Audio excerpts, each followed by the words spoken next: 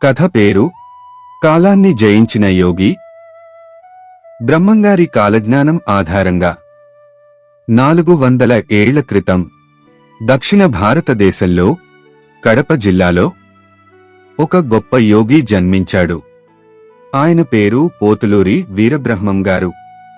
ఆయనకు పుట్టుక నుండే సర్వజ్ఞన శక్తి ప్రసాదించబడింది. ఆయన భవిష్యత్తును ముందుగానే చూశారు. ఆయన చెప్పిన మాటలు ఇప్పటికీ ప్రజల్ని ఆశ్చర్యపరుస్తున్నాయి. వీరబ్రహ్మం గారు ఒకరోజు ఇలా చెప్పారు. ఒకనాడు వస్తుంది, అప్పుడు మగవాళ్లు ఆడవాళ్లా మారిపోతారు, ఆడవాళ్లు మగవాళ్లలా ప్రవర్తిస్తారు, రైతులు పొలాలను వదిలి నగరాలకు వెళ్లిపోతారు, వానలు ఎప్పుడు పడతాయో తెలియదు, భూమిలో నీరు అంతకంతకు లోతుకెడుతుంది, తల్లి తండ్రులను పిల్లలు గౌరవించరు, బంధాలు బలహీనమవుతాయి, నైతిక విలువలు నశించిపోతాయి. అప్పుడు ప్రకృతి కూడా కోపంతో మండుతుంది. వర్షాలు లేక భూములు పగుళ్లు తేలుతాయి. భూకంపాలు, వరదలు, అగ్ని పర్వతాలు అడ్డుకోలేనంతగా వస్తాయి.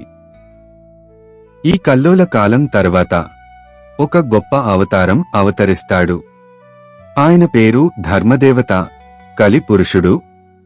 ఆయన రావటంతో మళ్లీ సత్య యుగం ప్రారంభమవుతుంది.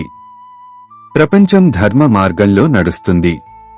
శాంతి, నీతి, నైతికత మళ్లీ జీవించడం మొదలవుతుంది. బ్రహ్మంగారి కాలజ్ఞానం ఒక హెచ్చరిక మాత్రమే కాదు. మన జీవితాల్లో ధర్మాన్ని నిలబెట్టుకుంటే ప్రపంచమే మారుతుంది.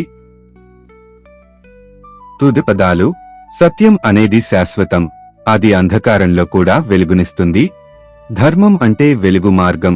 మనం ధర్మాన్ని కాపాడితే ఆ ధర్మమే మనల్ని కాపాడుతుంది.